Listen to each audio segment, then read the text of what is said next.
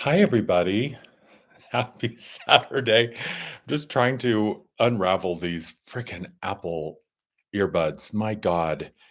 If there's a design award, you know how they have the Razzies every year for like the worst movies? They also need to have a design award for the worst, like industrial or consumer design. These freaking earbuds with their stupid soft touch coating. Oh my god. Oh my god. They are the work of the devil, Serena, you're right. My goodness. I mean, Apple itself, I think we could arguably say is doing the work of the dark one. But my god, these are enough to make I wanna see Mother Teresa try to unravel these without snapping. I wanna see Gandhi try to unravel these without snapping. My goodness, Apple earbuds are my greatest teachers. Hi, everybody. Happy Saturday. So lovely to see everybody in the chat. Welcome. Are we on day 11? Is it 11 or 12? Someone remind me.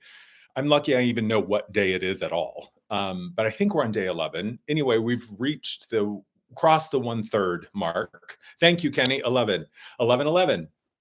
Um, which is lovely. So, welcome if you're new here, if you are a regular here, if you're just stopping by to hang out and say hi, hello, I'm happy you're here.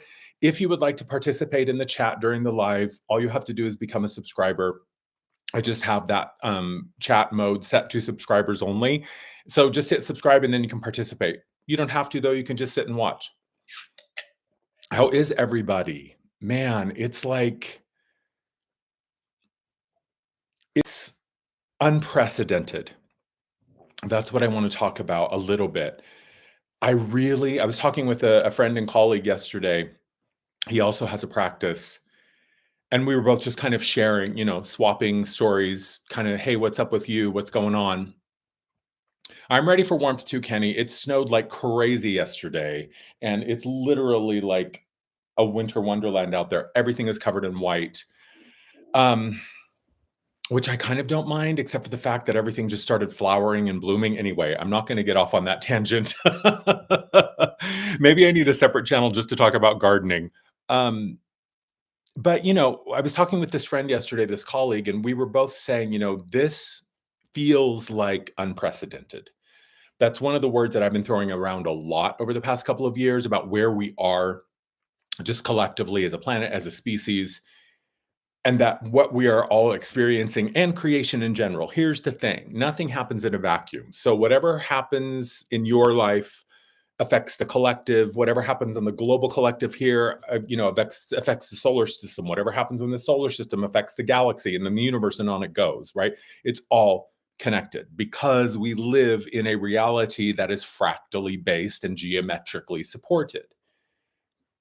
But we were talking about this yesterday, and I was saying, I've been talking about how we are in this moment of unprecedented time. Like this moment in our collective history is unprecedented in the fact that we are going through this ascension, this awakening, this resurrection, this rebirth process while we're still in a physical body that's viable and alive. If you're interested in knowing more about the resurrection process, highly recommend this book by Freddie Silva, The Lost Art of Resurrection, especially those of you who have a really intense religious indoctrination and programming that perhaps you're trying to dismantle and unravel.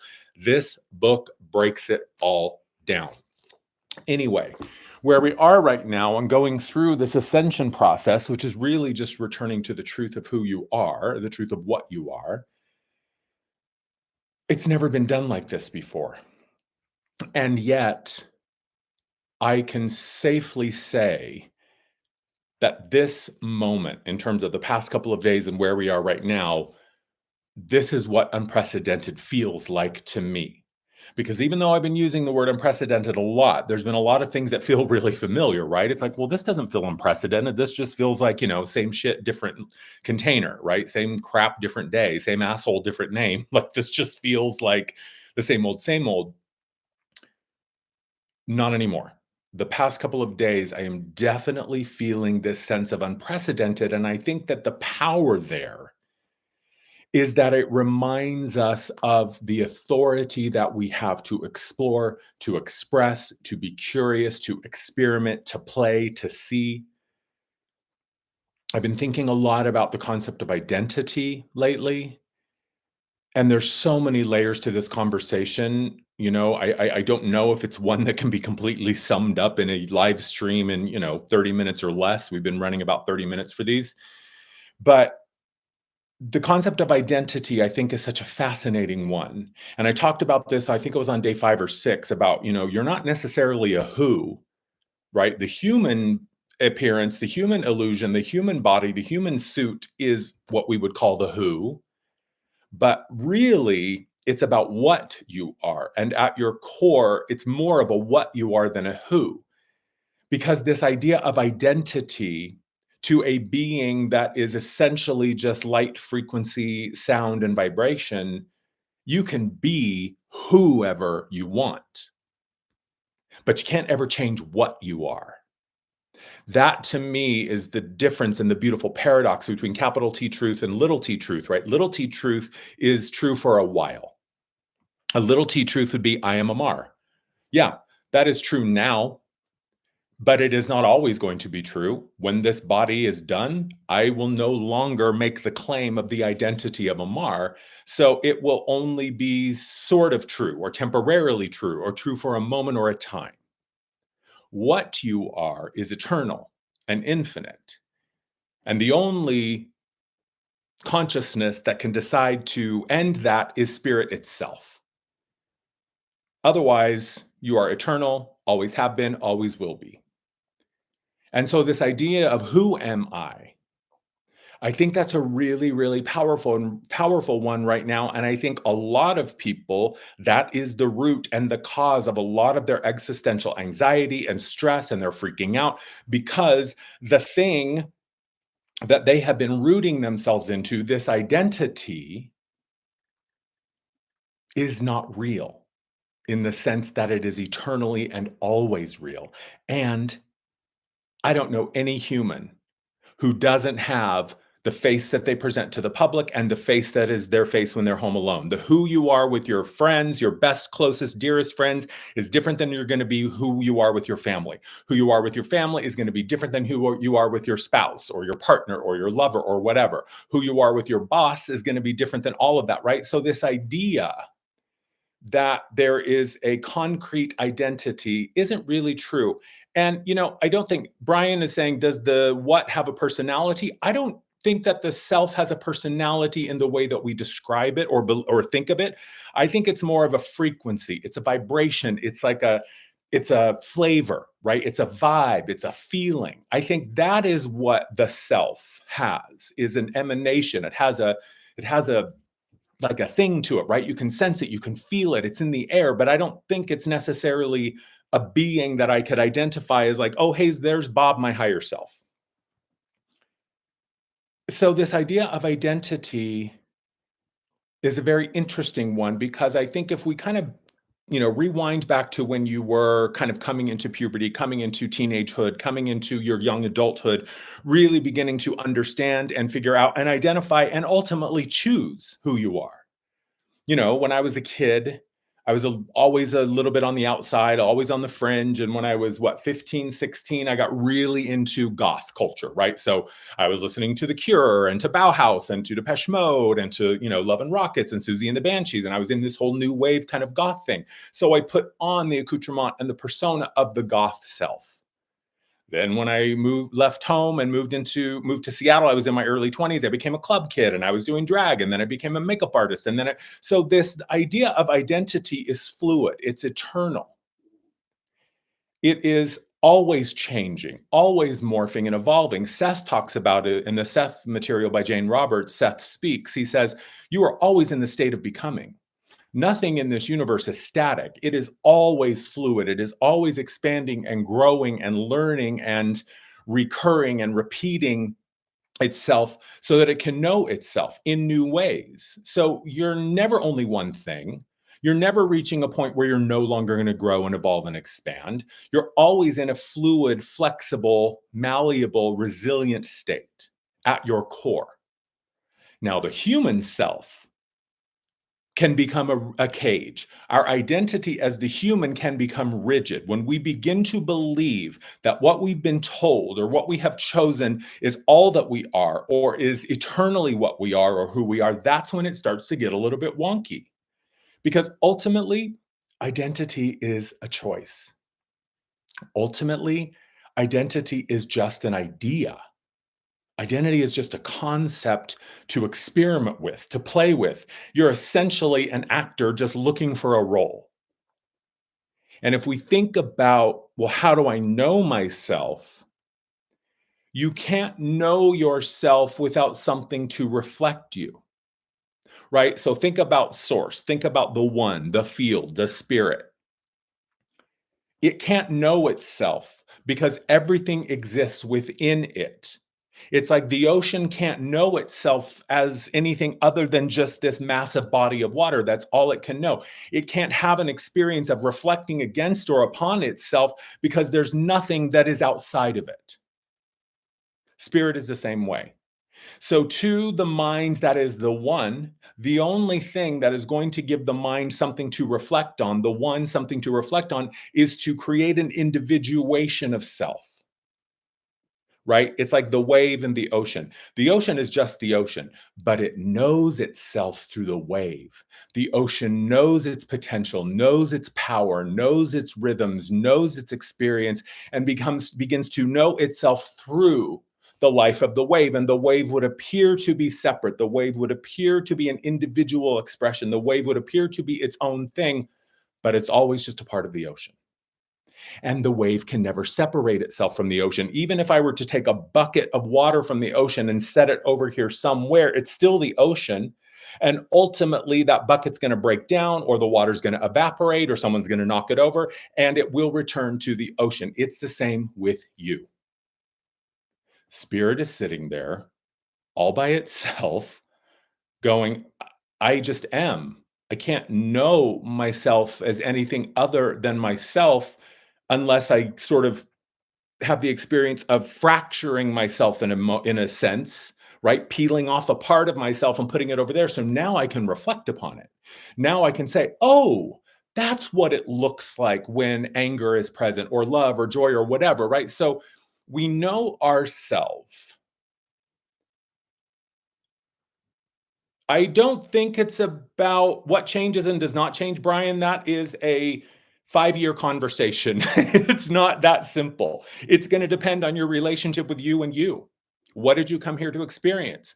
What did you come here to express? What did you come here to explore and be curious about? Only you know that.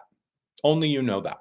Now, people can give you parameters and say, well, right, if it feels expansive, if it feels high, if it feels bubbly and exciting and sparkly, that's usually a sign that you all the way up the chain are invested in this. When you're moving in a direction that is counter to who you are or isn't necessarily congruent or really true to who and what you are, then you feel it. You feel removed, you feel stretched, you feel tension, you feel, that doesn't feel good. I don't like that. So we are always speaking to ourselves in some way. We are always offering feedback on multiple levels simultaneously. And it all begins and ends with how you feel, because feeling is just a frequency, it's a vibration. And if you do not like the vibration that is currently running through you, become curious about it. That's all you have to do. The minute that the snake becomes aware that it's shedding its skin, it has been shedding its skin for a while. It's already in process. The minute that you are aware that you're entering puberty and, ooh, weird things are happening in my body, that process has been ramping up for a while. The minute that you are feeling the labor pains, that baby is ready to come, but the baby's been ready to come for several months, right? So, this idea that there is anything outside of us, anything outside of our purview, anything outside of our awareness's ability to connect, is just not true. You are connected to all that is. And it is only the firewalls and the partitions that this little sentinel up here has created that prevent you from seeing the fullness. And there's another thing, it would be impossible for the divine mind to fully comprehend itself in all of its fullness simultaneously at the same time. It's impossible. Just like it's impossible for any one human to comprehend the fullness of all of creation and take all of those streams into a singular focus, it is impossible. It's geometrically impossible. So, the only way that you could know yourself is by turning yourself into different versions, turning yourself into different layers, turning yourself into different hierarchies and different aspects of creation. So now you can go, well, I want to go look over here at my air sign self. Oh, here's all the parts of me that are in the mineral kingdom. Oh, here's all the parts of me that are animals. And that's how you get to know yourself, through the reflection.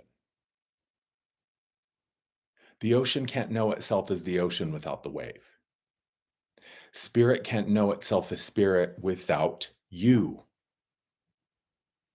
So identity is temporary. Identity is a choice. Identity is just a concept. Because think about who you were as a child, and then who you became as a teenager, and then who you became as a young adult in your 20s and 30s, and on it goes. And certainly you could say, well, yeah, those were all me, and they're still all there. But do I identify as that anymore? Do I still believe the same things that my 7-year-old self believed? Do I still want the same things that my 22-year-old self wanted? Do I still navigate through the world in the same way that my 30-year-old self did? No, no. Those aspects of me are still present, and I could certainly call them up and tune into them, but they are merely chapters in a book. They're paragraphs in a story. It is the entirety of self that is the full story. So we have this push and pull right now with identity, and a lot of people are upset to see other people taking charge and autonomy over their identity. And what I know to be true is this: every human as the center of their own universe, right? Because, like I said recently, you are the center of your own universe. Every particle is the center of the universe. And so, you, as a being made up of approximately 30 trillion cells, give or take, have a whole lot of gravity in terms of particulate, right? So, there's a lot of particles that make up you, and all of them are drawing to themselves, you, the reality of the universe. So, you're central to that. And when you begin to realize that everybody in your life is also the center of their own reality, you begin to see one thing. Everybody in their life, everybody that you are a part of their life, right? So your friends, your family, your loved ones, your coworkers, all of that, they have their own script that tells them who you are. It's their version of you. Right? And like I said, you're different with your mom than you are with your friends, than you are with your lover, than you are with your coworker, than you are with your sibling. Look, don't fucking try to lie to me. You're not going to say the same thing to your mom that you say to your sibling about your mom, right? So once you begin to see that everybody is the center of their own reality and everyone has their own script telling them who you are, nobody likes it when a character in their reality suddenly shows up and starts acting differently than the script they have in front of them. Who are you? What happened? You used to be so nice. You used to be so funny. You used to be so smart. You used to be so kind. You used to be so this. You're just mad at me. You're mad at yourself. You're not mad at me. You're mad at yourself because the version of reality that you have concocted is suddenly starting to crumble and fall apart because I have changed who I am. I have made new choices. I've evolved into another, layer of being. I've decided to make different choices and choose different actions. Nobody likes it when you show up with script rewrites. Nobody likes it when suddenly you're a different version than they expect you to be. And especially, they don't like it when they see you moving towards liberation, because what it instantly brings up for them is all of the ways that they are not choosing their liberation.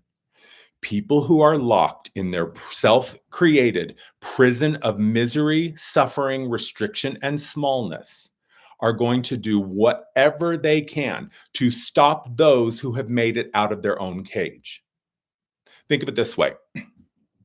And it's not because they're out to get you. It's not because they don't want to see you thrive. It's because at their core, what they are now faced with is the truth that liberation is possible. And so they now have no choice. Well, they do have two choices. They can either choose to look at their own bullshit and see where they are blocking their own liberation, or they can double down on making it everyone else's fault. Think about if you're in a room with a whole bunch of caterpillars, right? There's 100 of you and you're all caterpillars and you're in the room and you're doing your caterpillar thing and everyone's happy to be with other caterpillars. Now, suddenly, you go through your transformation process and you turn into a butterfly. And the caterpillars are all watching and going, wait, why is he wrapping himself up in that weird thing? Oh, maybe it's just a sleeping bag. I don't know what he's doing. I can't tell, but well, it's fine, whatever. Right. So they're confused. They're not really sure. But at that moment, it's not really that much of a threat to them because you're not really doing anything that's so beyond their reality. Now, suddenly, one day you emerge from the cocoon. Who does that bitch think she is with those bright, colorful wings? Why does she get to go up there and fly and we're all stuck down here on the ground? How dare she? I'm going to go talk to all the other caterpillars and I'm going to get them really, really upset and really mad. And guess what we're going to do? We're going to come together collectively and pull the wings off the butterfly. So now the butterfly is just like us. Now we don't have to question ourselves. Now we don't have to question our choices. Now we don't have to take accountability and responsibility because there's nothing in my reality that challenges me. Even though every single one of those caterpillars has their own imminent transformational process on the way, it's going to happen and the time and the way and the speed with which it serves them, because that's why you're here, to be the most fully expressed version of yourself that you can be. But the minute that most humans see another person transforming into their glory, liberating themselves, moving into an expanded, exalted state, the first thing they want to fucking do is hold them down and tear them apart. Because if everyone is just average, then I don't ever have to ask myself, is this the best that I can do? But the minute that I see someone going beyond what I have told myself is the limits of human possibility, I could say, well, they're doing something that I was told and I was raised to believe is impossible. Why can they do it and I can't? Wow. Let me ask them, let me talk to them, and then let me take that information and apply it to myself. Sure, you could do that, but it isn't easier just to make them the problem and to get everybody else worked up about them being the problem. That way, everyone else also doesn't have to challenge their own preconceived ideas of smallness. So it doesn't just because no one understands your path doesn't mean you're moving in the wrong direction. And ultimately, your path doesn't have to make sense to anybody but you. It's your path, not theirs. Ultimately, the only person that has to feel good about your choices and your decisions at the end of the day is you. That's it. Sure. Maybe if you have loved ones and people that rely on you and people that are dependent upon you and people that, you're in charge of, you would also want to tell them, "Hey, this is what I'm thinking, this is what I'm doing." You can clue them in, you can share them, you share with them, you can choose to include them in the process, not from a place of asking for permission. I'm not asking for your opinions or your permission. I'm just telling you, as someone who loves you and as someone who loves me, this is what I'm going through and this is where I'm heading. But it doesn't have to make sense to anybody else. We have become so programmed into believing that everybody has to feel good about what we do, that every choice has to be for other people first. No, fill your own cup first and then see who else you can help. You can't do anything to anybody if you're depleted and empty. So when we turn everybody away from themselves, if we get everybody caring more about what the other person is doing than what they're doing, then nobody's focusing on themselves. Everybody's talking and paying attention to everybody else. Everyone is believing that the only way to change this is to control all of this. And then we're just a planet full of fucking codependent people who have completely lost the sense of who and what we are, have no sense of our true identity, have no sense of our true self, or even how to find it. They're pretty good at their engineering and their indoctrination, but not good enough. Addiction is something that almost works, that there's never quite enough of. That's what these maniacs are starting to realize. They have been addicted to power.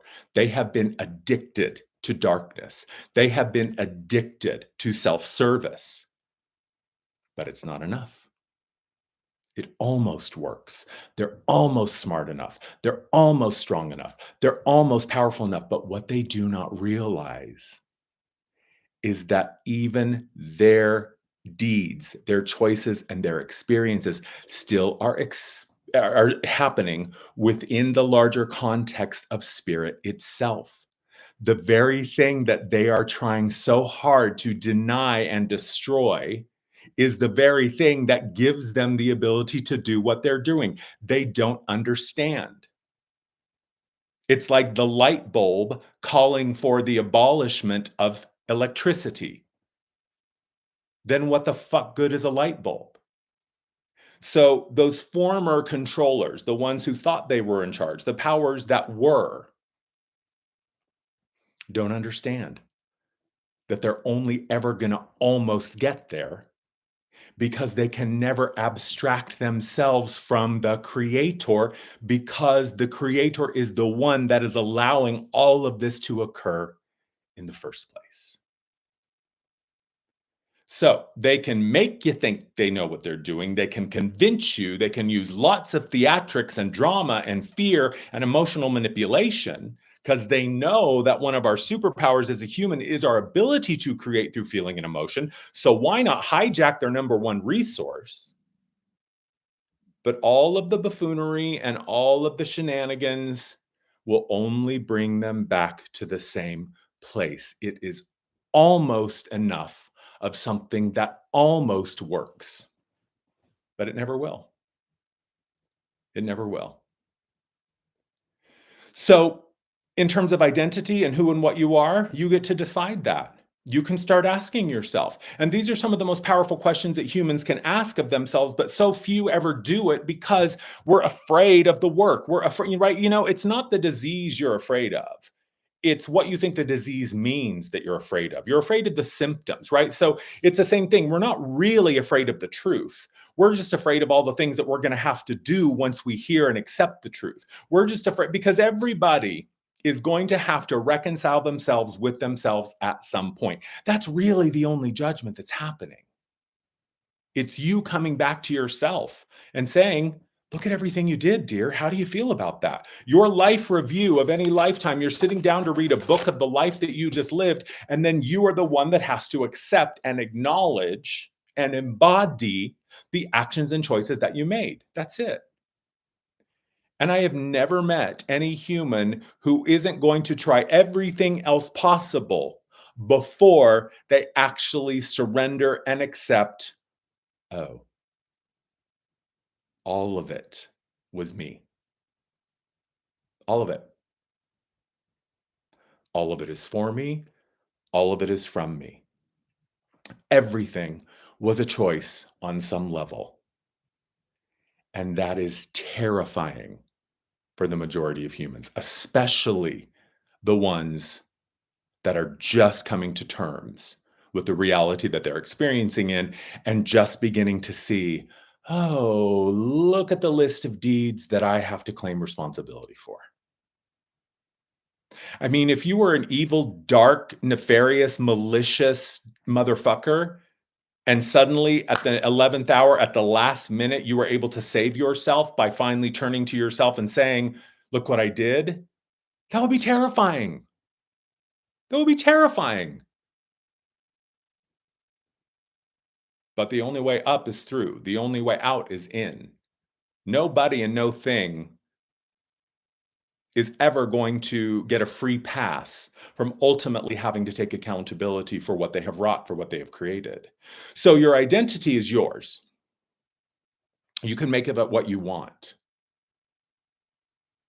It's your choice. It's your body. It's your life. And know that every choice you make for yourself, of yourself, from yourself, will have a consequence. That's not a threat. It's just the truth. And sometimes the consequence is it's amazing and wonderful and the best thing you've ever experienced, right? So consequence isn't a negative thing. There's just choice and outcome. If I pick up this glass of water and pour it on the table, something's going to happen. If I pick up this glass and throw it against the wall, something's going to happen. If I just leave this glass here and forget about it, something's still going to happen. So no choice is still a choice. Doing nothing is still a choice.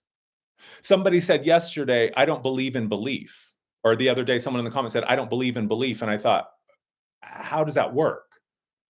Because isn't not believing in belief a belief? So you can, you can never get out of yourself. You can never leave yourself. You can never deny yourself. Even if you were to end it all today, right now, you're still going to come to an awareness of, oh, I'm still the self. I'm still me. I'm just a different form. I'm just a different shape. I'm just a different vibration, but I'm still the being that I was when I was in the body. Now I just don't have the body, right? It's like cutting your hair. Still the same person I was, I just shaved my head. It's the same thing. Shedding a body for you at the purest level, shedding a body is as easy as cutting your hair. It's just a part of the process. Yeah, I was done with the body, so it ended. There's only one cause of death. Only one cause of death. The higher self decided it was time to go. That's it. That's it. Now, the means by which that death experience occurs are multiple and infinite, and that's also a choice. So when you know and you remember and you embody, not just thinking about it, not just intellectualizing it, but you live with it. Oh, I chose to come here. I chose everything. I chose who my family would be. I chose who my parents would be. I chose what my body would be. I chose everything. And when I'm done, I'm also going to make that choice. And everything else in between is up to you. So, identity, sure, it's important, but it's not real. Not in the sense that it lasts forever. Not in the sense that it's an eternal capital T truth. It's a momentary construct for you to know yourself through. It's like going to the costume supply store on Halloween and renting a costume. That's it. So when we fundamentally can rest in that, we see that, oh, wow, okay, there's a lot more freedom there. There's a lot more freedom there. Well, you can have it as long as you want, King Master Lord saying, but I like this one. Yeah, keep it. Treat it well. Love it. Show it respect. Honor it as best you can. But also know that someday it's going to end. Someday all of these 30 trillion cells are going to say, okay, I'm done. That was fun. Let's go somewhere else. Let's do something else. So have as much fun as you can while you're in it. And know that once this version of being in it is over, you're going to be in it in another way. But love this and live this and pour yourself into this as fully as you can, because this is just a blip. What's the average human lifespan? 80 something years now. I think most humans probably could live to several hundred years if the environment was ideal. In fact, we know this. But live it as much as you can and then let it go. Yeah. Thank you, everybody, for hanging out. I'm loving these conversations. As always, Stripe and PayPal links are in the description if you feel like you want to offer some love financially. Not required, but always appreciated. One of my favorite authors, Freddie Silva. Check him out. I believe his website is The Invisible Temple or Invisible Temple. My book, Amar, Notes from the Higher Self, Channeled Wisdom. Really, really lovely book. If you're looking for like a daily oracle, something to meditate on, something for prompts, or just a primer for how to be a human, that really helps. And if you have bought it, I always appreciate a review on Amazon. Also, my new event coming up next Sunday, not tomorrow, but a week from tomorrow, the Pleiadian Light Circle. It's going to be a group healing from this group of Pleiadian beings calling themselves the Trio that I've been channeling for the past couple of weeks, doing these amazing healings. Would love for you to be a part of that. You can see it in the community tab here on my YouTube. I love you all. Thank you for hanging out with me. Like, share, subscribe, tell everybody about it, and go out there and fuck some shit up. Love you all. Have a fabulous Saturday, and I'll see you tomorrow. Bye, everyone.